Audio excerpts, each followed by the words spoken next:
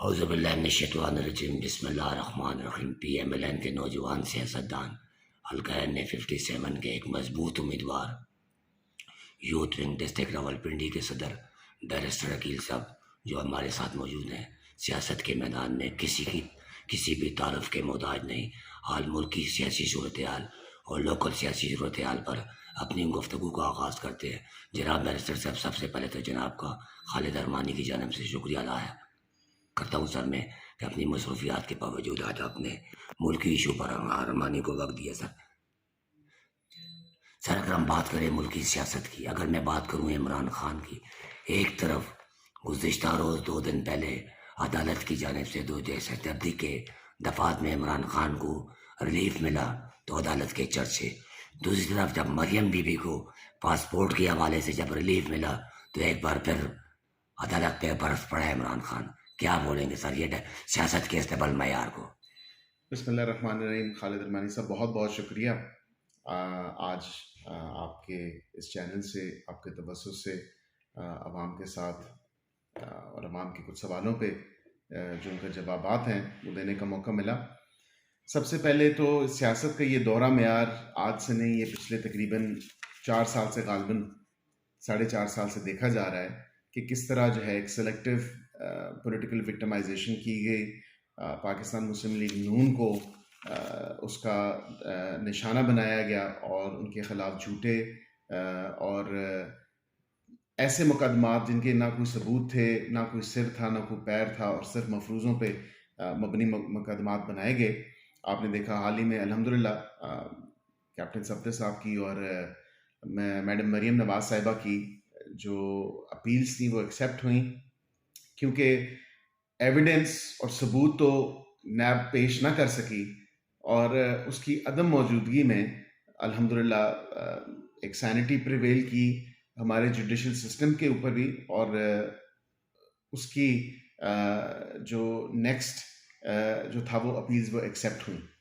अब यहाँ पे अगर दोहरे मेयार की बात की जाए तो ये वही अदालतें हैं जिनको इमरान खान साहब ने बहुत बुरा भला कहा। जब भी नून लीग को या दीगर किसी पीडीएम की जमात को कोई थोड़ा सा रिलीफ कानून के मुताबिक अगर इन्हीं अदालतों ने दिया तो इमरान खान ने इन अदालतों के ऊपर चढ़ाई की।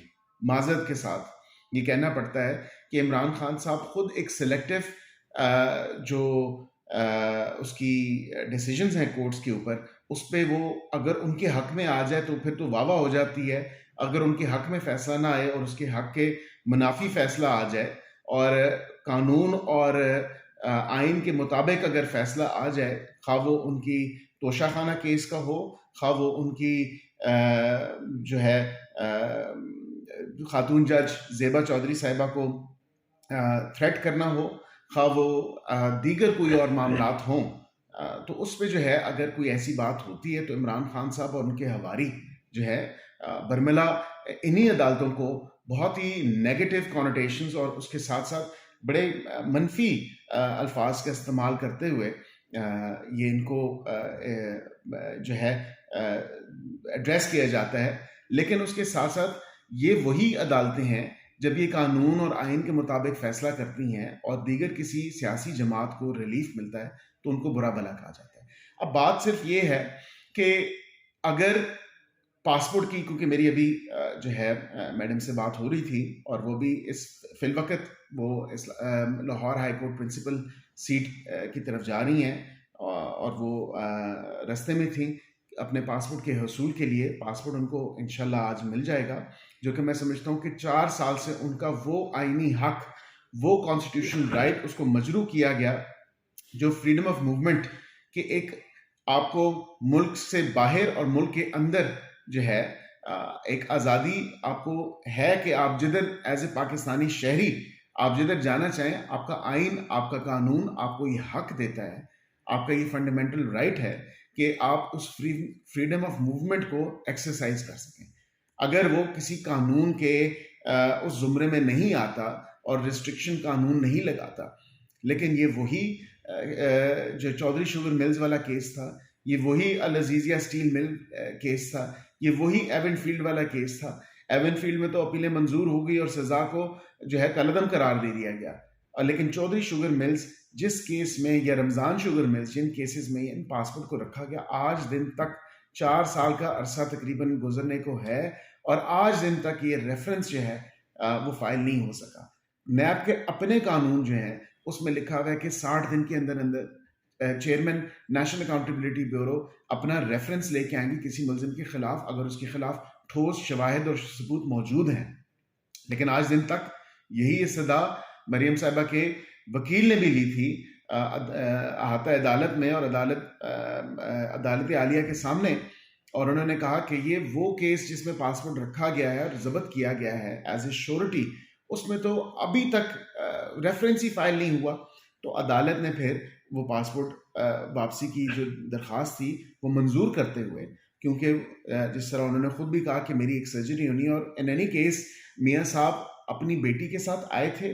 मियाँ साहब अपनी जो है ट्रीटमेंट के लिए अपनी जो उनके अमराज कल्ब है उसके लिए लंदन गए, और अब वो एक ऑपरेशन अपनी बेटी के जो एक उसका जो ट्रीटमेंट थी वो अपने किसी फैमिली मेंबर, और ऑब्वियसली आपको पता है बेटियां वालिद के ज़्यादा करीब होती हैं, तो उस पर मरियम साहिबा का भी बड़ा क्लियर स्टांस था कि मियाँ साहब ने कहा मैं तब तक नहीं कराऊंगा जब मेरी बेटी नहीं आएगी।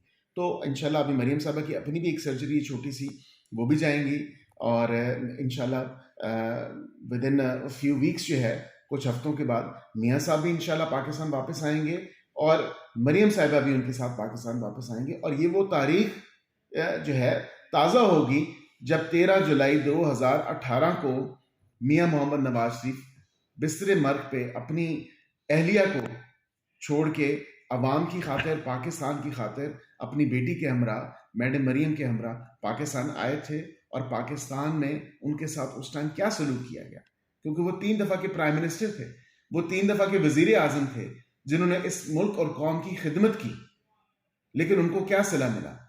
अब इंशाल्लाह अल्हम्दुलिल्लाह आपने देखा डॉलर जिस तरह नीचे आ रहा है, हमारी मईशत स्टॉक एक्सचेंज के पॉइंट्स में जो बढ़े हैं, और उसके अलावा बाकी मईशी हालात या मईशत के हालात जो हैं वो अपनी दुरुस्त की तरफ गामजन हैं।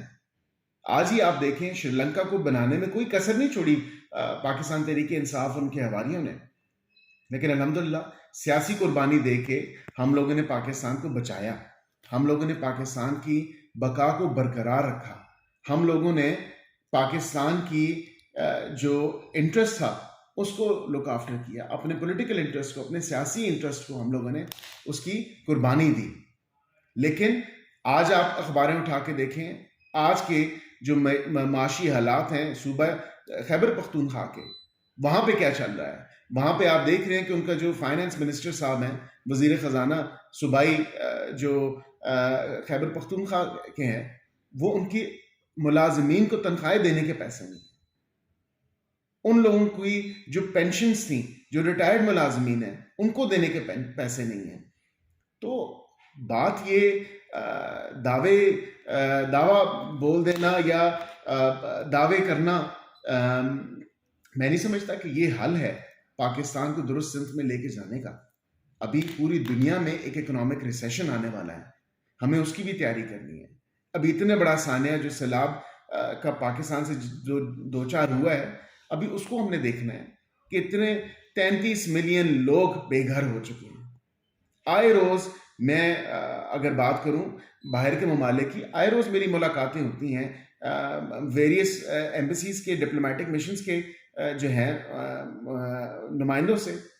वो भी ये बात करते हैं, वो कहते हैं यार हम हेल्प आउट करना चाहते हैं आपको, पाकिस्तान को, हम पाकिस्तान की मदद करना चाहते हैं। वाटर फिल्ट्रेशन प्लांट है, फ्रांस लेके आना चाहता है, फ्रांस के पास 2 वाटर फिल्ट्रेशन प्लांट्स हैं।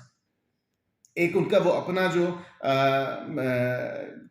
उनके जजीरा है मार्टिनिक, वहाँ पे उन्होंने वो उसको नफरत किया हुआ है, और एक वो पाकिस्तान लाना चाहते हैं। पाकिस्तान को वो परमानेंटली नहीं देना चाहते, लेकिन पाकिस्तान को, क्योंकि वो एक बड़ी मुफीद और एक साफ पीने का पानी जो कि अभी जिसकी किल्लत है सिंध में और बलूचिस्तान के कुछ एरिया में, उसकी वो जो है कमी पूरी करेगा।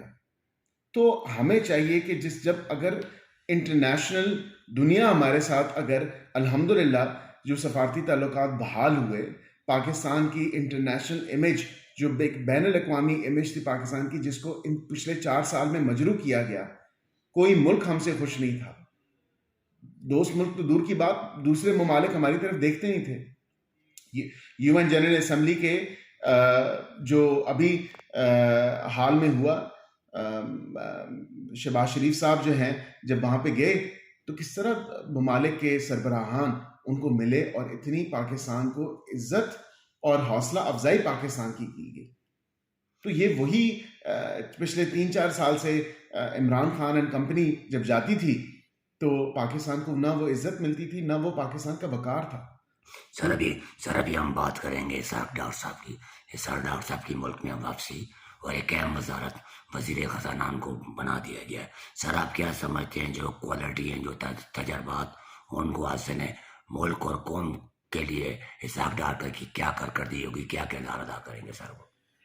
अल्हम्दुलिल्लाह मैं समझता हूँ डार साहब का 3 दफ़ा वज़ीर ख़जाना रहना और उसके साथ साथ उनका वो तजर्बा जो मैं समझता हूँ अनमैच्ड है। डार साहब ने डॉलर को $100 पे रखा। डॉलर साहब ने अशियाए खुर्द-व-नोश की कीमतों को स्टैग्नेंट रखा। डार साहब ने पेट्रोल की कीमत को जो है ₹60 लीटर अपने किसी दौर में, अब तो ये इंसान कहता है कि वो दौर अच्छे सुहाने दौर थे कि अवाम फल रही थी, फूल रही थी। ₹60 लीटर पेट्रोल किसी टाइम पे हुआ करता था PMLN के टाइम पे। तो अभी ये कोई इतनी दूर की बात नहीं, ये हाल की बात है, 5-7 साल पहले की बात है। इतनी सदियां नहीं गुजर गई। लेकिन डार साहब अल्हम्दुलिल्लाह मैं समझता हूँ इस अज़्म से वापस आए हैं और ये तहिया कर लिया गया है कि जो अभी हमने ट्रायल्स किए या जो हमने तजर्बात किए, अब वो एक्सपेरिमेंट सारे जो हैं फेल हो चुके थे। आखिर में आके यही बात सामने आई कि एक इकोनॉमिस्ट जो एक माहिर माशियात जो है आपके मुल्क को इस भूचाल से निकालेगा। और अल्हम्दुलिल्लाह मैं समझता हूँ कि डार साहब को उसमें कोई मैच नहीं है। डार साहब जैसे ही डार साहब ने अपना पाँव जहाज़ के ऊपर रखा और जहाज़ ने लंदन से उड़ान भरी तो डॉलर ऑलरेडी ₹10 जब वो पाकिस्तान पहुंचे तो गिर चुका था। अभी आप देखेंगे रात को उनकी जो है हामिद मीर साहब के प्रोग्राम में उन्होंने कहा ये मसनूई इन्फ्लेशन है, ये मसनूई तौर पे जो है डॉलर की कीमत ऊपर गई हुई है और मैं किसी को नहीं छोड़ूंगा, खा वो आपके फॉरेन करेंसी के जो एक माफिया है वो बैठा हो, खा कोई और जो है कोई ऐसी चीज उसको इफेक्ट कर रही हो। तो डॉलर की असल कीमत तो उन्होंने बताया कि 200 से भी कम है, लेकिन इस टाइम पे 240 तक डॉलर गया, 238 तक डॉलर गया। तो अभी ऑलरेडी ₹10 कमी हो चुकी है। दिन ब दिन ₹1 कुछ पैसे, दिन ब दिन कुछ पैसे जो है वो कम होता जा रहा है। तो इंशाल्लाह आप देखेंगे इस सबर के समराज जो है पूरी पाकिस्तानी कौम जो है उससे मुस्तफीद होगी। डॉलर नीचे आएगा, हमारी ट्रेड बढ़ेगी, इंपोर्ट्स जो है उस पर हम कमी लाएंगे, एक्सपोर्ट्स पे हमारा फोकस होगा और उसके साथ साथ जो बाकी अशियाए खुर्द-व-नोश और डेली जो ज़रूरियात ज़िंदगी कह लें, जो अशियाए खुर्द-व-नोश हैं, बाकी दीगर जो चीज़ें हैं जो कि अभी फिलवक़्त पाकिस्तानी कौम और पाकिस्तानी अवाम की जो एक परचेजिंग पावर है उससे बाहर हो चुकी हैं, बैक ट्रैक करेंगी और इकॉनमी और पाकिस्तान की जो मईशत है इंशाल्लाह वो एक पॉजिटिव सेंस में जाएगी। सर नए आर्मी चीफ की तैनाती पीटीआई ने इसको मुतनाज़ा बना दी है, क्या बोलेंगे सर आप? अरमानी साहब, पीटीआई ने तो भरपूर कोशिश की कि एक इदारे की इतनी अहम तकर्री और इतनी अहम तैनाती को जो है मुतनाज़ा बनाया जाए, लेकिन मैं समझता हूँ कि सैनिटी फिर प्रिवेल की। अल्हम्दुलिल्लाह पाकिस्तान मुस्लिम लीग नून और दीगर जितनी भी पीडीएम की जमातें हैं, जो क्योंकि एक यूनिटी गवर्नमेंट है, ये खाली एक बात वाज़े मैं कर दूं कि ये पाकिस्तान मुस्लिम लीग नून की हुकूमत नहीं है। हमारे से आए रोज़ जो है मेरे हल्के की अवाम भी गिला करती है। मैं भी उनसे कहता हूँ कि ये एक सोली 2/3 मेजॉरिटी हुकूमत नहीं है पाकिस्तान मुस्लिम लीग नून की। ये हुकूमत है, एक यूनिटी गवर्नमेंट है जिसमें दीगर पार्टियां जो हैं उनके भी स्टेक्स हैं। वो इकट्ठी जो हैं तमाम पार्टियां एक अम्ब्रेला, पीडीएम की अम्ब्रेला के नीचे काम कर रही हैं।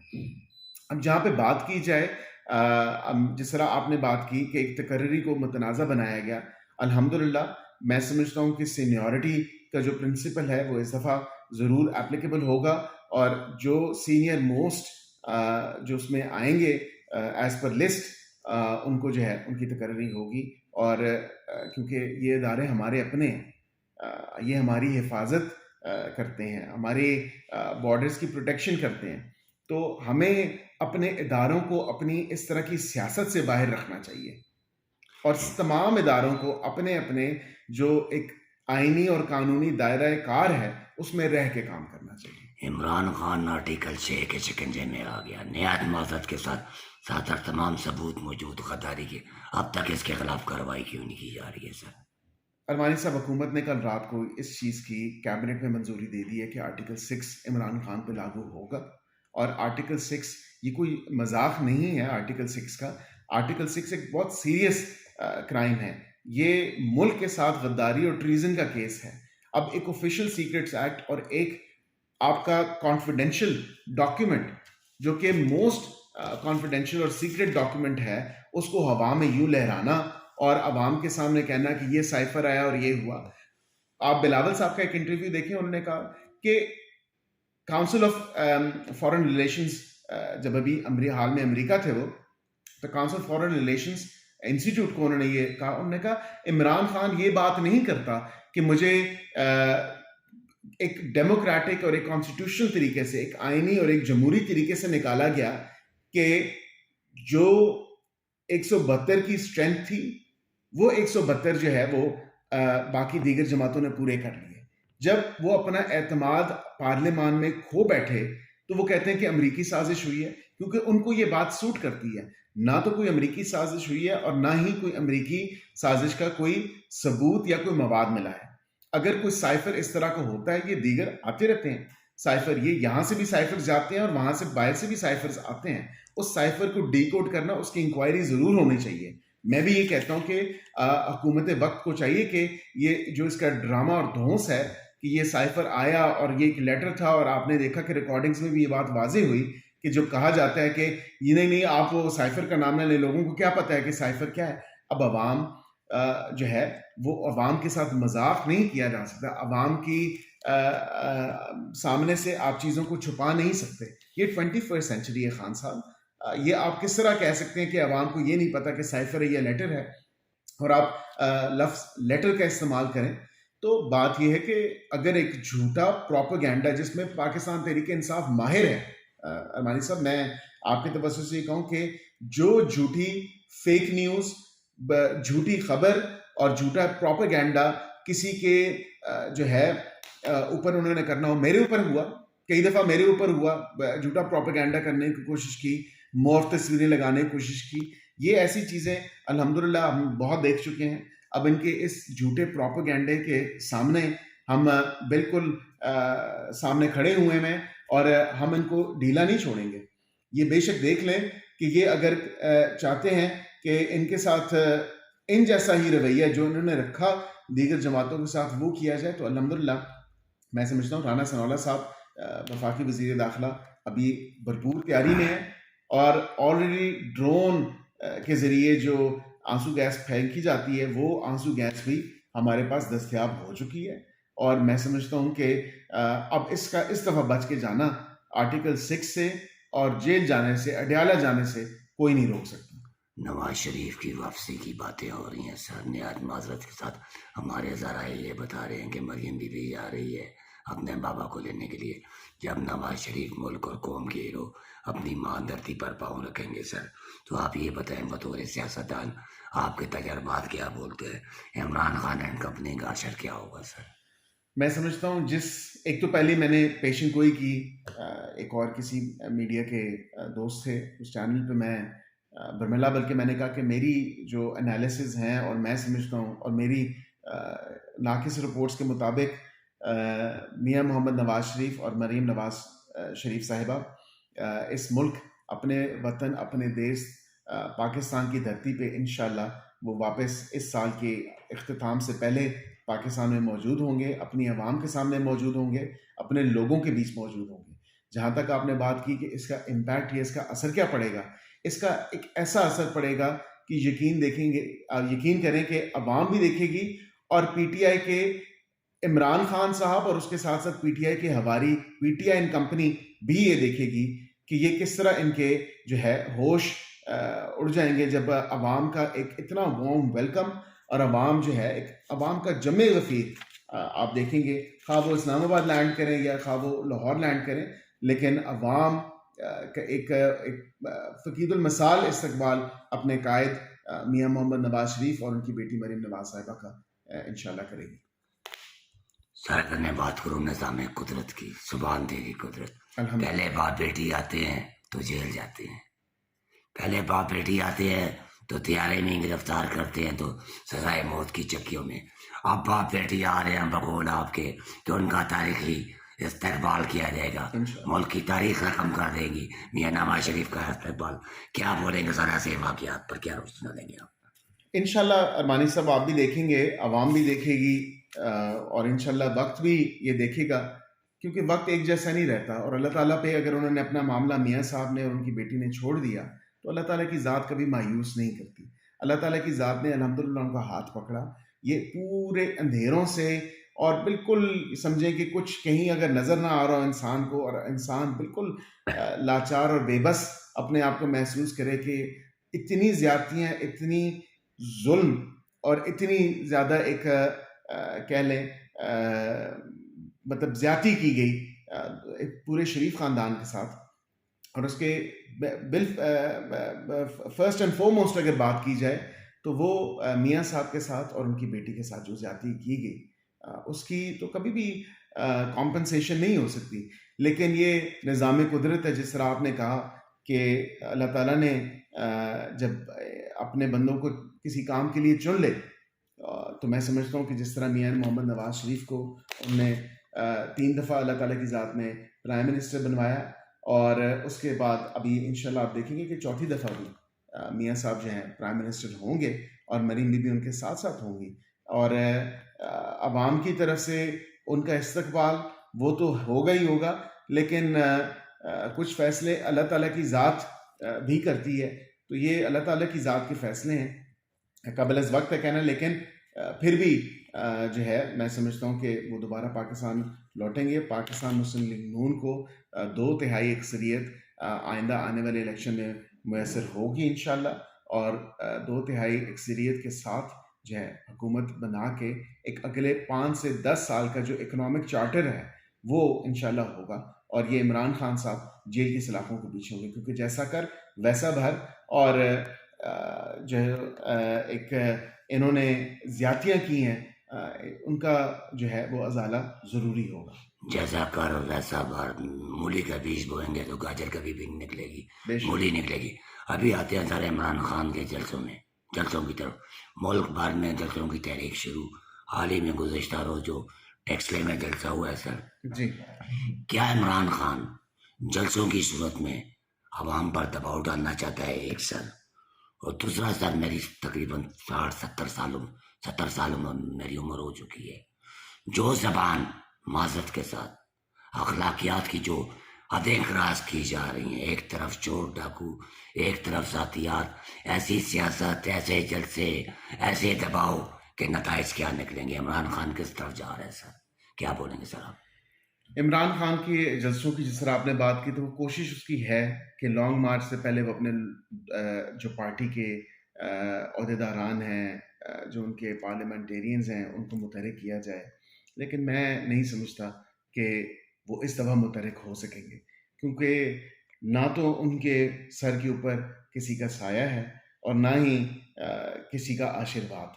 अब बात अगर की जाए टेक्सला के जलसे की, तो बहुत ही माजरत के साथ बाहर से आई हुई अवाम और किराए के लाए हुए अवाम जो है, अगर आके आप एक स्पेस भर दें तो उसको जलसा नहीं कहूँगा।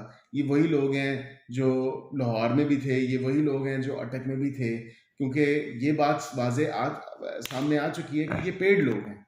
इन लोगों को पैसे दे के आप जलसे में अगर ले आएँ, 1000 रुपया दें, 2 दें या 3 दें या 10 दें या 15 दें, जितने भी ये बात भी मीडिया पे वाज़े आई कि ये पेड लोग हैं, और ये पेड लोग ना सिर्फ टेक्सला के जलसे की मैं पर्टिकुलरली बात नहीं कर रहा, मैं जनरली ओवरऑल इनके जलसों की बात कर रहा हूँ कि ये एक पेड प्रोग्राम है और ये लोगों को पैसे दे के उनको कहते हैं कि अपनी प्रेजेंस को यकीनी बनाएं। अब आप क्योंकि जलसा में मौजूद थे, मैंने जलसा खुद भी देखा और मैं देखता हूँ कि ये जलसा आप सर टेक्सला की बात कर रहे हैं। मैं टेक्सला की मैं बात कर रहा हूँ। टेक्सला वाला जलसा मैं नहीं समझता कि वो कामयाब जलसा था या उसमें कोई ऐसी कामयाबी थी, क्योंकि उसमें लोकल लोग और रजिस्टर्ड वोटर्स, क्योंकि फैसला रजिस्टर्ड वोटर्स ने करना है और उस हल्के के वोटर्स ने करना है। तो अगर सोशल मीडिया पे कैंपेन चला के और बाहर से लोग ला के, तो मैं आपकी बात टोक रहा हूँ, आप तो पूरी टेक्निकल बात कर रहे हैं सर। ये आप ये क्योंकि इलेक्शन अब टेक्निकल है ऑब्वियसली, क्योंकि सोशल मीडिया के एडवेंट से अगर मैं बात करूं तो आप अगर बाहर से लोग लेके आके और उसको एक ऐसा मंजर पेश कर दें कि ये यहाँ के मुकामी लोग हैं या यहाँ पे ये वोटर्स रजिस्टर्ड वोटर्स हैं, तो मैं नहीं समझता कि रजिस्टर्ड वोटर्स की कोई इतनी तादाद मौजूद थी। और अवाम टेक्सला की अवाम ने अपना फैसला सुना दिया। टेक्सला की अवाम ने अपना फैसला सुनाया कि जिस तरह इमरान खान साहब को अवाम ने अब रिजेक्ट कर दिया है, इसी तरह आइंदा भी अवाम इमरान खान साहब को रिजेक्ट ही करेगी। उनका वो जो एक ड्रामा था कि अमरीकी ख़त आ गया, अमरीकी साइफर आ गया, और जो एक वो ड्रामा उन्होंने रचाया, तो वो अब ड्रामा अवाम के सामने है। अवाम को पता है कि झूठा कौन है, सच्चा कौन है। अवाम को पता है कि गलत बयानी जो है कौन कर रहा है और सही असली और सच्ची बात कौन कर रहा है। तो अवाम से ये चीज़ें अवाम ने मुवाजना करना है आइंदा आने वाले इलेक्शन में, और अवाम ने देखना है कि प्रोग्रेस जो थी, जो परफॉर्मेंस थी, अगर वो 0/0 थी तो वो किसके खाते में लिखी जाएगी? वो इमरान खान के खाते में लिखी जाएगी। अगर जो इकोनॉमिक जो नाअहलियाँ थी वो किसके खाते में लिखी जाएंगी? वो इमरान खान के 3 गुजरे हुए फाइनेंस मिनिस्टर्स पे या 4 गुजरे हुए जो फाइनेंस मिनिस्टर्स हैं उनके खाते में लिखी जाएंगी। अल्हम्दुलिल्लाह आपने तो नहीं देखा, हमने देखा कि डार साहब आए, डॉलर नीचे आना शुरू हो गया, पेट्रोल की कीमत नीचे आना शुरू हो गई, बाकी दीगर जो है बेहतरी की तरफ मुल्क चल रहा है। तो ये एक इकोनॉमिक मिनिस्टर जो बीच में आया, बीच में हमने मिफ्ता साहब ने बड़े मुश्किल फैसले भी किए और वो ज़रूरी थे मुश्किल फैसले करने, लेकिन उसके साथ साथ इनके 4 मांगे तांगे के वफाकी वजीर ख़जाना जो थे वो उन्होंने तो मुल्क का बेड़ा गर्क किया और मुल्क की तारीकी की तरफ जो है धकेलते रहे। करेंगे हल्का ने 57 की, हल्का PP 19, PP 20, इस वक्त PMLN कहाँ खड़ी है और PTI कहाँ खड़ी है सर, क्या बोलेंगे? इस वक्त अगर आप बात करते हैं तो इस वक्त अवाम का जो गेज करना है, एक पास मंजर आपका माजी में भी है सर, कैंट बोर्ड के शानदार। जी बिल्कुल, एब्सोल्युटली फिल वक्त ये चीज़ें जो हैं अरमानी साहब वक्त के साथ होती हैं। ये closer to the election time मैं आपको बता सकता हूँ कि, लेकिन फिल वक्त अगर बात की जाए तो मैं समझता हूँ पाकिस्तान मुस्लिम लीग नून का जो एक रिवाइवल है वो देखने को आ रहा है कि बीच में ठीक है, ये एक हकीकत है कि अवाम थोड़ी सी हमारे से नाला थी कि भाई इकोनॉमिक आपने फैसले किए, लेकिन अवाम को भी हमने बताया कि ये मुश्किल फैसले इमरान खान की वजह से हमें करने पड़े। हमारे जब हाथ बंधे थे तो हम कुछ भी नहीं कर सकते थे। अल्हम्दुलिल्लाह वो मुश्किल फैसले किए, लेकिन अवाम अब देख रही है कि डॉलर, जिस तरह मैंने जिक्र किया, डॉलर की कीमत में कमी आ रही है, आपके फॉरेन रिजर्व्स बेहतर हो रहे हैं, फॉरेन डायरेक्ट इन्वेस्टमेंट जो है वो बेहतरी की तरफ चल पड़ी है, आपकी जो स्टॉक एक्सचेंज के पॉइंट्स हैं, जो ट्रेडिंग है वो बेहतरी की तरफ आ रही है, पॉजिटिविटी की तरफ आ रही है। तो इन तमाम चीज़ों को ये एक इफ़ेक्ट है जो कि एक पूरा साइकिल है। जब ये साइकिल कंप्लीट होगा तो आप देखेंगे ये वही इसहाक डार साहब हैं, ये वही नवाज शरीफ है जिसने पाकिस्तान को तारीकी की राहों से निकाला, ये वही नवाज शरीफ है जिसने कहा कि मुझे 3 साल दे दो, मुल्क को ठीक करके दूंगा, और ठीक करके दिया भी। तो ये तमाम चीज़ें अवाम के भी सामने हैं। अवाम जो भी बात है, अवाम एक चीज़ को ज़रूर मानती है, अवाम इस चीज़ का बिल्कुल ज़रूर एक अप्रिशिएट भी करती है कि जब भी कभी इकोनॉमिक प्रॉस्पेरिटी और एक मुल्क की मईशत में बेहतरी आई तो वो हमेशा पाकिस्तान मुस्लिम लीग नून के दौर में आई। तो इंशाल्लाह आप देखेंगे कि ये अभी तो फिल वक्त यूनिटी गवर्नमेंट है, और जब इलेक्शन होंगे पाकिस्तान मुस्लिम लीग नून 2/3 अक्सरियत से आएगी तो पाकिस्तान इंशाल्लाह बेहतरी की तरफ से जाएगा। और इस हल्के समेत मैं समझता हूँ कि तमाम जो पीपीज़ भी हैं, पंजाब में भी हुकूमत है, केपी में भी हुकूमत है, क्योंकि केपी की आवाम ने 2 दफ़ा पीटीआई को मौका दे दिया। और हाल ही में जिस तरह मैंने ज़िक्र किया कि वहाँ पे गवर्नमेंट जो है केपीके की, वो दिवालिया हो चुकी है, ना उनको मुलाजमीन को तनख्वाहें और पेंशनें देने के पैसे नहीं हैं।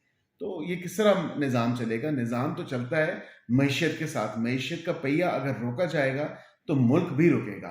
तो हम अल्हम्दुलिल्लाह मईशत का पहिया बहाल करने वापस आए हैं, और इसको चला के, इसको फास्ट ट्रैक पे डाल के अवाम के लिए सहूलियात मैसर की जाएंगी। मेरे सर, मेरा आखिरी सवाल सर, बड़ा टाइम मैंने आपका ज़ाया किया, माजरत चाहता हूँ। Thank you. इमरान खान के जलसे के बाद फिर मैं आऊँगा। इमरान खान का जलसा टेक्सला, जलसे के बाद सर, क्योंकि हमारा ताल्लुक सहाफ़त से है, एक ऐसा पेशा है कि हमारे राब्ते 24 घंटे आवाम से होते। मेरा बिलखसूस मैं बात करूँगा PMLN के वर्कर्स, सपोर्टर्स की, और PMLN को चाहने वाले, नवाज शरीफ को चाहने वाले, मरियम बीबी को चाहने वाले, ज़बान खल्की में बात करता हूँ। वो क्या बोलते हैं सर, हमारे कैदीन तक हमारा मैसेज भिजवाएं। इमरान खान के जलसे के बाद मरियम बीबी का भी एक तारीखी जलसा वाकई में होना चाहिए, या टेक्सला में होना चाहिए। क्या बोलेंगे सर आप? इंशाल्लाह ज़रूर। ये ऑलरेडी उनके पास मैंने नोट भी करवाया हुआ है, और उनसे मेरी कमिटमेंट है कि मैं टेक्सला वाह में आपके हल्के में जलसा ज़रूर करूँगी। लेकिन मैं आवाम को, अपने वोटर्स को, अपने सपोर्टर्स को, और पाकिस्तान मुस्लिम लीग नून के वर्कर्स को बिलखसूस, बाशमूल मेरे, ये एक बड़ी खुशाइंद और बड़ी अच्छी बात है कि मरियम बीबी के साथ अगर मियाँ साहब भी आ जाएं, तो मैं समझता हूँ कि वो ज़्यादा बेहतर बात होगी। सोने पे सुहागा हो जाएगा इंशाल्लाह। मेरी कोशिश भी यही है। बल्कि जब मियाँ साहब से मुलाकात अभी कुछ अर्सा पहले हुई लंदन में, तो वहाँ पे मैंने उनको भी कहा कि जब आप पाकिस्तान वापस आएंगे और पॉलिटिकल कैंपेन का आगाज़ होगा, तो आपने सबसे पहले जलसा टेक्सला और वाह में करना है। तो उनसे भी कमिटमेंट है। मरियम बीबी से तो बहुत टाइम पहले की कमिटमेंट है। उन्होंने कहा कि मेरी आपसे कमिटमेंट है कि मैं टेक्सला और वाह ज़रूर आऊँगी, और आके मैं वहाँ पे जलसा करूँगी। और बिलखसूस टेक्सला वाह की जो ख़वातीन हैं, उनके लिए भी उनका पैगाम था कि मैं आऊँगी, और मैं वहाँ पे जो अपनी माएँ, बहनें, बच्चियों को जो एक मिलना है, क्योंकि यहाँ पे 47-48% जो है ख़वातीन का वोट है।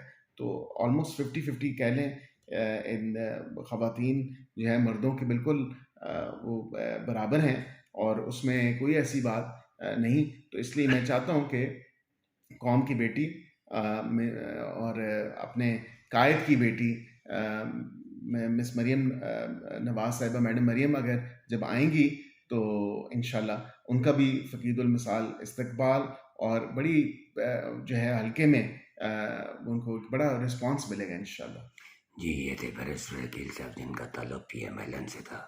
जिस तरह के शुरू के इंट्रो में मैंने आपसे कहा, हल्का N57 के एक मजबूत उम्मीदवार और यूथ विंग डिस्ट्रिक्ट रावलपिंडी के सदर भी हैं। मुल्की सियासी सूरत हाल और लोकल सियासी सूरत हाल पर इन्होंने अपने तजर्बात की बिना पर अपने ख्यालात का इज़हार किया। Special report by Khalid Armani, Kohistan house, Taxila. शुक्रिया।